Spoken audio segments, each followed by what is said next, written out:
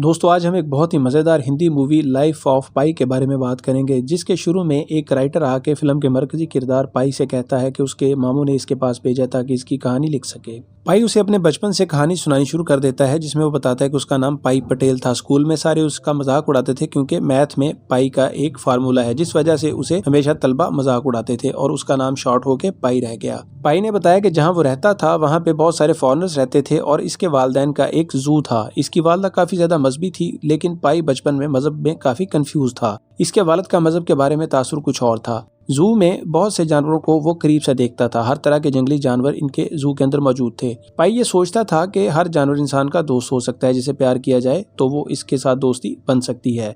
जानवरों के अंदर फीलिंग होती है। लेकिन इसके बाप ने उसे एक मिसाल देके समझाया। जब उसने एक शेर के पास इसको खेलते हुए देखा तो एक बकरी लाकर उसने शेर के पिंजरे के बाहर बांध दी। शेर ने इंतहाई फुर्ती के साथ उस बकरी को पिंजरे के बाहर से दबोच कर अंदर खींच लिया और उसको खा गया। जिस पर इसके वालिद ने उसे डांटा और समझाया कि सारी जिंदगी सबक को याद रखना कि जानवर में एहसास नहीं बल्कि अपनी जरूरत के मुताबिक हिस्स होती है, जिसको पूरा करने के लिए वो किसी भी हद तक जा सकते हैं। लिहाजा हर जानवर के साथ एहसास और फीलिंग का रिश्ता नहीं बन सकता। पाई को बचपन में वहाँ एक लड़की पसंद आ जाती है और उसके साथ काफी ज्यादा दोस्ती हो जाती है। तभी उस इलाके में माली हालात खराब होने की वजह से लोग वहां से नकल मकानी करना शुरू कर देते हैं। पाई के वालिद भी इन्हें बताते हैं कि इन्हें अपने जानवरों को यहाँ से लेकर दूसरे इलाकों में जाना होगा, जहाँ पर इनकी अच्छी कीमत मिल सकती है और वो एक नया कारोबार शुरू कर सकते हैं। वो यहाँ पे अपने जानवरों को छोड़कर नहीं जा सकते, क्योंकि ना तो यहाँ पे इनकी देखभाल होगी और ना ही इनकी कोई अच्छी कीमत मिल सकती है। इस वजह से वो एक समुद्री जहाज के अंदर अपने तमाम जानवरों को भर के उसमें सवार होके उस इलाके से निकलने के लिए चल पड़ते हैं। जहाज के अंदर पाई का वालिद उसको बताता है कि किस किस तरह से जानवरों को संभालना है और वो जानवरों को नींद की दवाई दे देता है ताकि इनको गनूदगी तारी रहे और समुद्री जहाज के झटकों से इनको उल्टियां ना आए।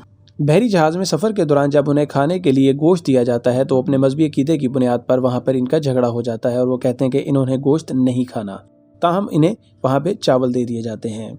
इनका मजहब गोश्त खाने से इनको रोकता है। एक रात वो जहाज के अंदर सफर के दौरान सोए होते हैं कि पानी अचानक तूफान की शक्ल इख्तियार कर लेता है। आसमान से पानी बरसता है और समंदर के अंदर तूफान आ जाता है। पाई अपने बिस्तर से उठ के जहाज के बाहर वाली जगह पर आकर समंदर का नज़ारा करने लगता है, लेकिन कुछ ही देर बाद उसे एहसास होता है कि ये तो एक बहुत बड़ी मुसीबत है जो उसके सर पे आन खड़ी है। वो देखता है कि जहाज के अंदर तेजी से पानी भर रहा है। वो भागकर अपनी माँ और बाप को और भाई को जगाने की कोशिश करता है, लेकिन वो वहाँ पर पानी में डूब रहे होते हैं। वो जानवरों को बचाने के लिए जब उनके पिंजरों की तरफ भागता है तो देखता है कि कुछ जानवर वहाँ से पिंजरों में से खुद ही बाहर निकलकर समंदर के पानी के अंदर तैरना शुरू हो गए हैं। लोग जान बचाने के लिए समंदर के अंदर छलांगे लगाते नजर आते हैं। तभी एक लाइफ गार्ड उसको धक्का देकर एक लाइफ सेविंग बोट के अंदर धकेल देता है और उसको कहता है कि तुम जाओ। पाई उस वक्त वहाँ पे काफी शोर मचाता है कि उसकी अम्मी अब्बा और उसकी फैमिली और उसके जानवर इस जहाज के अंदर है, वो नहीं जा सकता। लेकिन उसका पाँव स्लिप होने की वजह से वो समंदर के अंदर गिर जाता है और वो बिलाखिर उस कश्ती के ऊपर सवार हो जाता है जो उसको लाइफ सेविंग गार्ड ने दी थी। पाई वापस जहाज पर आना चाहता है, लेकिन उसके देखते ही देखते जहाज डूब जाता है और जहाज का नामो निशान खत्म हो जाता है। पाई वापस छोटी बोट पर आ जाता है और चीखता चिल्लाता और आवाजें देता है, मगर वहां पर कोई उसकी आवाज नहीं सुनता। पाई जब थक कर कश्ती में बैठ जाता है तो उसे लगता है कि कोई और भी है जो समंदर में खुद को बचने की कोशिश कर रहा है। तब उसे नजर आता है कि वही टाइगर जिसके बारे में उसके बाप ने उसे मिसाल देकर सबक सिखाया था, वो टाइगर समंदर में बचने की कोशिश कर रहा है। वो जैसे ही अपनी कश्ती का चप्पू दरिया के अंदर डालता है तो वो चीता उसके ऊपर लटक कर कश्ती में सवार हो जाता है। अब इसकी कश्ती के अंदर तो और जानवर भी उसको मिलते हैं, एक चिंपैंजी, एक वुल्फ, एक ज़ेब्रा और एक टाइगर। ज़ेब्रा कुछ जख्मी है और टाइगर भी इस बोट के अंदर सवार हो जाता है। पाई अपनी कश्ती से पानी निकालना शुरू कर देता है ताकि उसकी कश्ती डूबने से बची रहे। अगले दिन वुल्फ चिंपैंजी पर हमला करता है, लेकिन वो नाकाम रहता है। टाइगर वहाँ से बाहर आता है और आके वुल्फ को खा जाता है। जानवरों के लिए सिर्फ भूख अहम है। ये बात पाई ने इस कश्ती के ऊपर सवार होकर एक दफ़ा से फिर देखी। पाई डर के उस कश्ती में से नीचे छलांग लगा देता है, लेकिन वो परेशान हो जाता है क्योंकि दूर दूर तक कोई इंसान नहीं है। इस कश्ती में सिर्फ पाई और एक टाइगर और कुछ खाने का सामान बच जाता है। अब इस कश्ती में पाई के अलावा एक टाइगर और खाने का कुछ थोड़ा बहुत सामान बचा है, जो पाई थोड़ा थोड़ा करके अपने लिए इस्तेमाल करने की कोशिश करता है और वक्त गुजरता रहता है।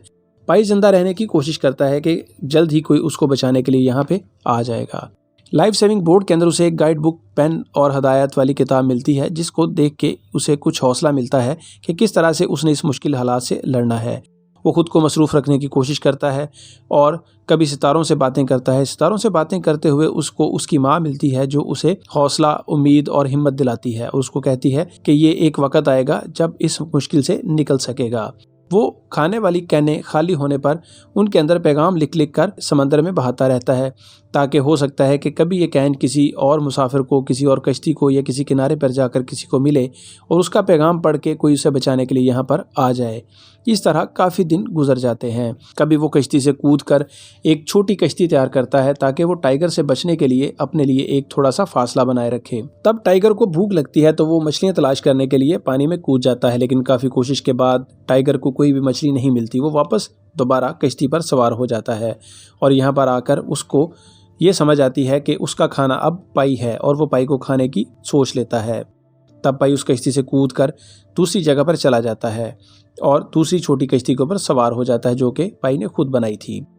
भूख से लड़ते लड़ते काफ़ी दिन गुजर जाते हैं। आखिर एक दिन उनकी लाइफ सेविंग बोट एक ऐसी जगह पर गुजरती है जहाँ पे बहुत सारी उड़ने वाली मछलियाँ होती हैं। टाइगर और पाई दोनों ज़्यादा से ज़्यादा मछलियाँ जमा करना चाहते हैं ताकि इनका ज़्यादा से ज़्यादा वक्त खुराक को इस्तेमाल करने के लिए गुजर सके। पाई जो कि एक मजहबी तौर पे सब्ज़ी खोर था, लेकिन अब अपनी जान बचाने के लिए वो मछली खाने पर मजबूर हो जाता है और काफ़ी सारी मछलियाँ इनको वहाँ पर संभालने का मौका भी मिल जाता है और कश्ती को वो मछलियों से भर लेते हैं, जिससे काफ़ी दिन तक इन दोनों का गुजारा हो जाता है। इस सारे वक्त के दौरान पाई ने एक बात सीख ली थी कि वो किस तरह से टाइगर को कंट्रोल कर सकता है। टाइगर मछलियाँ खाने के बाद काफ़ी दिन गुजरने के बाद उसे जब भूख से बुरी हालत हो जाती है तो उसकी हालत काफ़ी कमज़ोर हो जाती है। पाई उसके पास जाता है और उसका सर अपनी गोद में रख के उसे प्यार करता है और उसकी मदद करना चाहता है, लेकिन टाइगर इतना कमज़ोर होता है कि वो अपना सर भी उठा नहीं सकता और वो वहाँ पर पड़ा रहता है। कुछ दिन सफ़र करने के बाद इनकी लाइफ सेविंग बोट एक जजीरे के साथ जाकर लग जाती है जहाँ पर खाने के लिए बहुत कुछ है, जहाँ से पाई को बहुत हौसला मिलता है कि यहाँ पर वो जी भर कर खा सकता है और जितना चाहे अपना पेट भर सकता है और शायद उसके ज़िंदा रहने की उम्मीद भी यही है। इस जजीरे पर बहुत सारे न्योले भी हैं जिससे टाइगर की भूख मिट सकती है। दिन को जन्नत नजर आने वाला ये जजीरा रात होते ही एक तूफान का और एक क़यामत का मंजर पेश करने लगता है। यहाँ पे मौजूद पानी और ज़मीन उबलने लगती है और खाने वाली चीज़ों में जहर महसूस होने लगता है। न्योले वहाँ से भागना शुरू कर देते हैं। तब पाई को महसूस हो जाता है कि ये जगह रात को रहने के लिए ठीक नहीं है। टाइगर फौरन भागकर कश्ती पर सवार हो जाता है, जिससे पाई को समझ आ जाती है कि इस जजीरे पर कुछ न कुछ गड़बड़ ज़रूर है। अगले दिन होते ही बहुत सारा खाना पाई अपनी कश्ती में जमा कर लेता है और टाइगर के लिए भी बहुत सारे न्योले वो अपनी कश्ती में भर लेता है, जिससे उसके अंदर जीने की एक नई उमंग पैदा होती है और वो काफ़ी ज़्यादा हिम्मत भी महसूस करता है। उसे ज़िंदगी की एक उम्मीद नज़र आती है और वो दोबारा से अपना सफ़र शुरू कर देता है। इस सारे सफ़र के दौरान पाई ने टाइगर को कंट्रोल करना सीख लिया था। टाइगर को हलाक करने की कभी भी पाई ने कोशिश नहीं की, बल्कि इसके साथ फ्रेंडली हुआ और कोशिश की कि इसकी भी जान बची रहे। कुछ दिन सफ़र के बाद पाई की कश्ती एक और जजीरे से टकराती है और वो थकन से निढाल कश्ती से गिर के जजीरे के किनारे पर गिर जाता है। टाइगर कश्ती से उतरकर जंगलों की तरफ जाना शुरू कर देता है। पाई ये देखकर बड़ा गमज़दा और दुखी होता है कि इतने दिन साथ रहने के बावजूद और टाइगर का इतना ख्याल रखने के बावजूद और टाइगर की जान बचाने के बावजूद टाइगर ने एक दफ़ा भी पलटकर पाई की तरफ नहीं देखा, ना ही उसका शुक्रिया अदा किया, ना ही उसकी आंखों के अंदर कोई फीलिंग और ना ही कोई एहसास था, बल्कि मुड़ के देखना भी पाई की तरफ पसंद नहीं किया। पाई बेहोश होकर वहाँ पे गिर जाता है।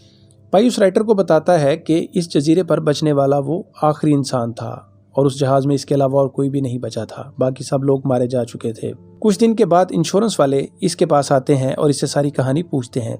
जब पाई इन्हें अपनी सारी कहानी बताता है कि किस तरह से 227 दिन वो पैसिफिक ओशन के सबसे ख़तरनाक हिस्से में एक टाइगर के साथ जिंदा रहा और फिर वापस आकर इस दुनिया के अंदर अपनी ज़िंदगी गुजारने लगा, तो इंश्योरेंस वाले इस बात पे यकीन करने से इनकार कर देते हैं और वो कहते हैं कि ये सिर्फ इसका ख्याल और एक मनगढ़ंत कहानी है। तो इसके बाद वो इंश्योरेंस कंपनी को एक मनगढ़ंत कहानी बताता है जिसमें टाइगर की बजाय इसके साथ इसकी फैमिली के कुछ और लोग हैं जो कि बाद में फौत हो जाते हैं और इंश्योरेंस वालों को उसकी सच्ची कहानी की बजाय इसकी झूठी कहानी पर ज़्यादा यकीन आ जाता है। तब राइटर हंस के उससे सवाल करता है कि पाई को दोनों कहानियों में से कौन सी कहानी ज़्यादा अच्छी लगी, तो पाई उसे बताता है कि मुझे टाइगर वाली कहानी ज़्यादा पसंद आई। यहाँ पर जब पाई अपनी कहानी सुनानी ख़त्म करता है तब उसकी बीवी और बच्चे वहाँ पर आ जाते हैं। राइटर उससे पूछता है कि क्या वो पाई की कहानी लिख सकता है, तो पाई राइटर को कहता है कि यकीनन उसके मामू ने इसी वजह से इसके पास भेजा है ताकि ये नाकाबिल यकीन कहानी कि किस तरह से एक इंसान 227 दिन पैसिफिक ओशन में एक टाइगर के साथ जिंदा रहा और वो जिंदा बचने के बाद आपके सामने खड़ा है इस कहानी को दुनिया के सामने लाया जा सके।